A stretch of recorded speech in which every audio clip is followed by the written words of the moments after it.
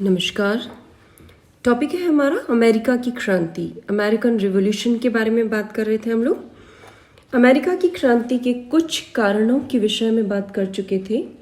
प्रारंभ से इंग्लैंड की गवर्नमेंट ने अमेरिका के प्रशासन में कोई रुचि नहीं ली। इंग्लैंड सरकार का जो मिनिमम हस्तक्षेप था उसने अमेरिका में स्वतंत्रता और स्वायत्तता संबंधी भावनाओं को पैदा होने का अवसर प्रदान किया। साथ ही उपनिवेश में जो रहने वाले लोग थे उनमें अपने मातृ देश इंग्लैंड के प्रति प्रेम का अभाव था, क्योंकि वो किसी न किसी असंतोष से प्रेरित होकर ही यहाँ पर आकर रहने लगे थे। साथ ही अमेरिका में एक बौद्धिक चेतना का विकास निरंतर हो रहा था। एजुकेशन, पत्रकारिता और बहुत सारे फिलोसफर्स हैं, विचारक हैं, जिन्होंने अपने विचारों के माध्यम से अमेरिका में बौद्धिक चेतना को जागृत किया। इसी प्रकार प्रारंभ से ही जो अमेरिका के निवासी हैं वो इंग्लैंड के निवासियों की अपेक्षा ज़्यादा स्वतंत्रता प्रेमी थे। तो उनकी जो शासन पद्धति थी उसमें हमें स्वतंत्रता संबंधी तमाम विचार देखने को मिलते हैं। फिर उनकी शासन व्यवस्था में कुछ ऐसे दोष थे कि कुछ जो अंग थे शासन व्यवस्था के वो सीधे सीधे सम्राट के अंतर्गत आते थे, लेकिन जो मुख्य कार्य होता था कानून निर्माण और कर लगाने का अधिकार वो चुने हुए विधायक सदन के हाथ में था। तो बहुत सारे अधिकारों का प्रयोग वो पूर्व में कर चुके थे। और एक राजनीतिक घटना जिसके विषय में बात की थी वो था सप्तवर्षीय युद्ध का प्रभाव। ये जो युद्ध है 1756 में शुरू हुआ और 1763 में समाप्त हुआ था। और इस युद्ध के पश्चात इंग्लैंड की परिस्थिति ऐसी बन गई थी कि इंग्लैंड को अपनी अर्थव्यवस्था में सुधार लाने के लिए उपनिवेशों पर ध्यान देना आवश्यक हो गया। तो इसके पश्चात इंग्लैंड ने कठोर औपनिवेशिक नीति अमेरिका पर लगाई और जिसका अमेरिका वासियों ने विरोध किया। तो यहीं से संघर्ष की शुरुआत होती है। तो मेन कारण अगर हम देखें जिसके पश्चात सीधे संघर्ष की या टकराहट की शुरुआत होती है तो वो है उपनिवेशों का आर्थिक शोषण। इंग्लैंड चाहता था कि उपनिवेशों का अधिक से अधिक शोषण किया जाए और अब उपनिवेशवासी उसको सहन करने के लिए तैयार नहीं थे। ब्रिटिश गवर्नमेंट ने बहुत सारे कानून इस तरह के पास किए हुए थे जिनसे इंग्लैंड को लाभ पहुंचता था।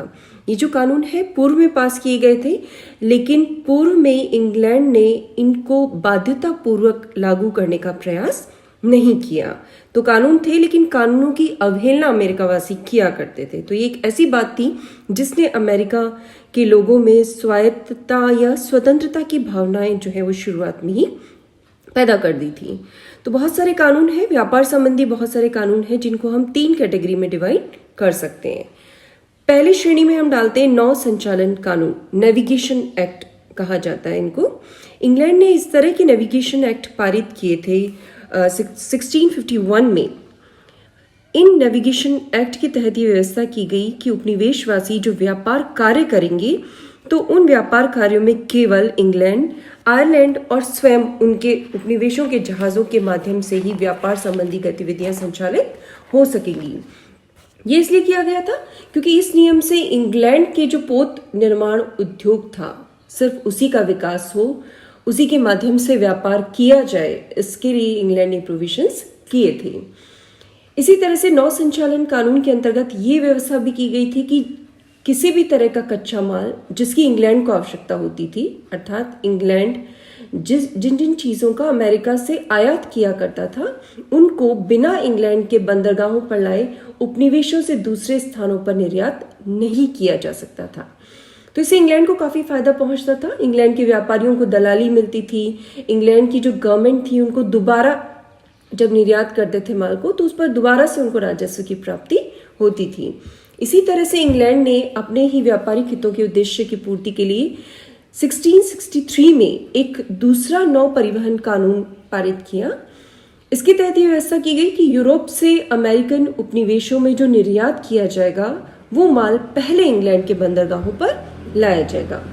तो ये जो कानून है इससे भी इंग्लैंड के व्यापारियों को या व्यापारी बेड़े के मालिकों को लाभ मिलता था और इसका नुकसान जो है अमेरिकी उपभोक्ताओं को उठाना पड़ता था। तो ये जो कानून थे ये शुरुआत से ही काफ़ी अन्यायपूर्ण थे, लेकिन जो अंग्रेज सरकार है उन्होंने कभी भी इनको बलपूर्वक लागू करवाने की कोशिश नहीं की थी। तो वो स्वतंत्रतापूर्वक व्यापार अपना कर रहे थे। दूसरे प्रकार के जो अधिनियम है उन्हें व्यापारिक अधिनियम के नाम से जाना जाता है। ये जो अधिनियम है इसके तहत अमेरिकन उपनिवेशों में जो कुछ वस्तुएं उत्पादित होती थी उनका निर्यात सिर्फ इंग्लैंड को ही किया जा सकता था। ये वस्तुएं थी चावल, तंबाकू, लोहा, लकड़ी, कच्चा चमड़ा और नौसैनिक सामान। ये जो नियम थे इनसे काफ़ी असंतोष था उपनिवेशवासियों को, क्योंकि डच और फ्रांसीसी जो थे वो अंग्रेजी व्यापारियों की तुलना में अधिक दाम अमेरिकन लोगों को देने के लिए तैयार थे, तो उन्हें ज़्यादा फायदा था। लेकिन फिर भी उपनिवेशी डच या फ्रांसीसी को अपने इन प्रोडक्ट को बेच नहीं सकते थे। इसके अलावा यह भी प्रावधान था कि यूरोप को जो अमेरिकी वस्तुओं का निर्यात या यूरोप से उपनिवेशों में जो आयात किया जाएगा उनके जो माध्यम होगा वो सिर्फ अंग्रेजी व्यापारियों के द्वारा ही ये व्यापार किया जा सकेगा। तो ये जो आदान प्रदान था इसमें भी जो फायदा होता था वो अंग्रेजी व्यापारियों का ही होता था। तो ये व्यापारिक अधिनियम हो गए। इसी तरह से तीसरी कैटेगरी में हम डाल सकते हैं औद्योगिक अधिनियम। ये जो अधिनियम है इसके द्वारा उपनिवेशों के उद्योगों को ही प्रतिबंधित कर दिया गया था। फॉर एग्जाम्पल 1689 में ब्रिटिश पार्लियामेंट ने एक अधिनियम पारित किया जिसके द्वारा अमेरिका से ऊनी माल के निर्यात को बंद कर दिया गया। 1732 में तैयार और आधे तैयार दोनों प्रकार के जो टोप होते हैं उनके निर्यात को मना कर दिया गया, बैन कर दिया गया। इसी तरह से 1750 में जब अंग्रेज लोहे के व्यापारियों और उत्पादकों को अमेरिकन कंपटीशन मिला तो पार्लियामेंट ने एक अधिनियम पारित किया और उसके तहत अमेरिकन लोगों को लोहे के कारखाने स्थापित करने की भी मनाही कर दी गई। तो ना तो वे लोहे की छड़ें बना सकते थे और ना ही कच्चा लोहा। तो ये तमाम जो कानून है ये कानून अमेरिकन लोगों के लिए बहुत ही हानिकारक थे। फिर भी उस समय इसका विरोध इसलिए नहीं हुआ क्योंकि इन कानूनों को कभी सख्ती से पालन नहीं किया गया। कानून पास हो गए लेकिन उनका परिपालन जो है करने के लिए इंग्लैंड ने कभी फोर्स नहीं किया और शुरुआत में बहुत से ऐसे कारण थे जिसकी वजह से इंग्लैंड ने अमेरिका पर फोकस नहीं किया। तो प्रारंभ में से ही उपनिवेशवासियों ने इंग्लैंड के कानूनों की अवहेलना करना सीख लिया था और आगे चलकर जब जॉर्ज तृतीय इंग्लैंड के शासक थे उनके शासनकाल में जब इन नियमों का कठोरता से पालन करवाने की कोशिश की गई तो जो उपनिवेशवासी थे उन्होंने इनका विरोध करना शुरू किया। अब हम बात करते हैं नेक्स्ट जो टॉपिक है जहां से एक्चुअल संघर्ष की शुरुआत होती है वो है उपनिवेशों के प्रति कठोर नीति नए कर, यानी किस तरह से इंग्लैंड ने अमेरिका पर अपनी कठोरतापूर्ण नीति आरोपित करना शुरू किया। इसके बारे में एक बहुत ही इंपॉर्टेंट कोटेशन है, बहुत ही महत्वपूर्ण इतिहासकार हैं GM ट्रेवेलियन। उन्होंने लिखा है कि ग्रिनविले ने अमेरिका खो दिया क्योंकि उसने अमेरिका से आने वाली डाक को पढ़ना प्रारंभ कर दिया। अमेरिकन क्रांति के विषय में एक बहुत बड़ी बात है जिसमें अमेरिकन क्रांति की संपूर्ण विचारधारा आ जाती है कि अर्थात इंग्लैंड ने अमेरिका इसलिए खो दिया क्योंकि उसने अमेरिका पर फोकस करना शुरू कर दिया। ग्रिनविले जो है वो इंग्लैंड के प्रधानमंत्री हैं। इसके पहले जो गवर्नमेंट्स थी इंग्लैंड की उन्होंने अमेरिका से आने वाली डाक या रिपोर्ट्स को कभी इंपॉर्टेंस प्रदान नहीं की। एक डिपार्टमेंट था जिसका नाम था secretary for state for southern department. ये जो बस्तियों से संबंधित था, इंग्लैंड की बस्तियों को कंट्रोल किया करता था। ये जो दफ्तर था इसको ज़्यादा तवज्जो नहीं दी गई। लेकिन जॉर्ज तृतीय जब शासक बने इंग्लैंड के तो उन्होंने ये कोशिश की कि हर विभाग में कुशलता लाई जाए, गति लाई जाए और इस तरह से अमेरिका संबंधी विभागों को भी इम्पोर्टेंस देना शुरू किया गया। इसके अलावा एक और कारण ये था कि इंग्लैंड लगातार युद्धों में फंसा हुआ था। बहुत सारे युद्ध थे जिसमें इंग्लैंड ने पार्टिसिपेट किया था, उसकी वजह से उसकी इकनॉमी बहुत खराब हो गई थी। इसके अलावा ये भी इंग्लैंड को लग रहा था कि इंग्लैंड के उद्योगपतियों में ये भावना फैलती जा रही थी कि अमेरिकन उपनिवेश जो है वो दूसरे देशों से व्यापार कर रहे हैं, अमेरिकन लोग उद्योग लगा रहे हैं और बहुत ज़्यादा मुनाफा कमा रहे हैं। तो इंग्लैंड की अर्थव्यवस्था को ठीक करने के लिए, इंग्लैंड में जो सरकारी खर्च में घाटा बढ़ रहा था उसको समाप्त करने के लिए जॉर्ज तृतीय के समय में प्रयास किया गया कि इन सब चीज़ों को नियमित किया जाए। इसलिए जो उनके प्रधानमंत्री थे लॉर्ड ग्रिनविले, उन्होंने 1763 में एक योजना प्रस्तुत की। उन्होंने ये सोचा कि अमेरिका पर खर्च बहुत ज़्यादा हो रहा है और कर बहुत कम कलेक्ट हो रहे हैं। तो उन्होंने इंग्लैंड और अमेरिका के आर्थिक संबंधों को नया आयाम देने के लिए एक योजना प्रस्तुत की। उस योजना के तहत ये डिसाइड किया गया कि जो जहाजरानी कानून है ना, अर्थात कि जो इंग्लैंड के जहाज है उनके माध्यम से ही व्यापार किया जाए, उनको सख्ती से लागू किया जाए, तस्करी को रोका जाए, उपनिवेशों पर डायरेक्ट टैक्स लगाया जाए, प्रत्यक्ष कर लगाए जाए और इस प्रकार जो राजस्व इकट्ठा हो इन सब तमाम उपायों से, उससे अमेरिका में एक स्थायी सेना रखी जाए जो फ्रांसीसी खतरे से बस्तियों की रक्षा करे और साथ ही साथ जो रेड इंडियंस कबीलों के विद्रोह होते रहते हैं उनके हितों की भी रक्षा करे। तो कुल मिलाकर अमेरिका को नियंत्रित करने के लिए आर्थिक रूप से ये योजना 1763 में प्रस्तुत की गई।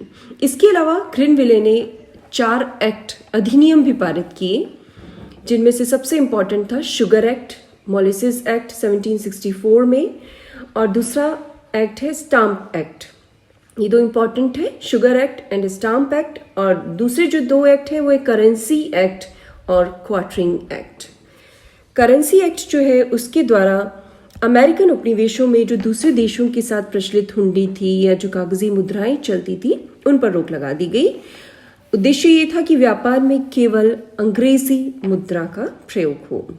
दूसरा जो एक्ट है क्वार्टरिंग एक्ट, उसके अंतर्गत अमेरिका में इंग्लैंड की सेनाओं के रखरखाव के खर्च का कुछ अंश उपनिवेशवासियों को अब उठाना था।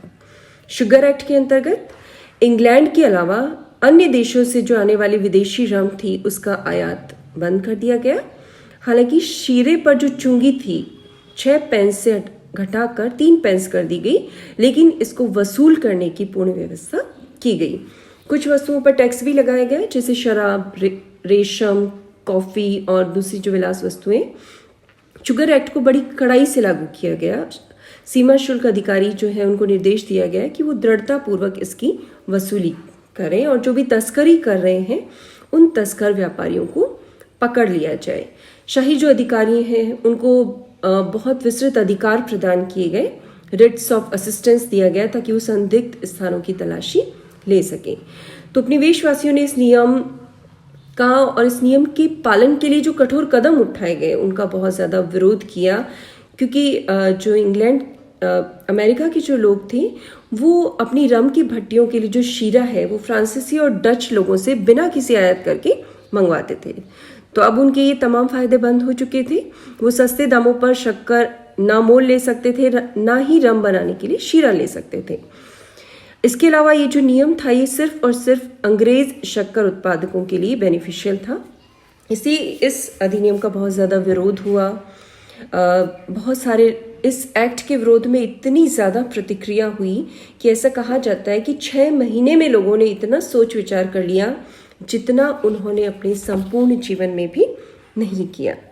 स्टाम्प एक्ट की अगर हम बात करें, स्टाम्प एक्ट के अंतर्गत ये डिसाइड किया गया कि सरकारी अदालती स्टाम्प पेपर हर जगह प्रयोग में लाया जाएगा, चाहे वो न्यायिक हो या गैर न्यायिक करारनामे हो, समाचार पत्र हो, या चाहे तो मदिरा बेचने के लाइसेंस हो, एडवर्टीजमेंट हो, जुए, हर काम के लिए ये स्टाम्प पेपर जो है वो सरकारी उसका प्रयोग किया जाना निश्चित किया गया। और इस अधिनियम का उल्लंघन करने वाले लोगों पर मुकदमा चलाए जाने की व्यवस्था की गई।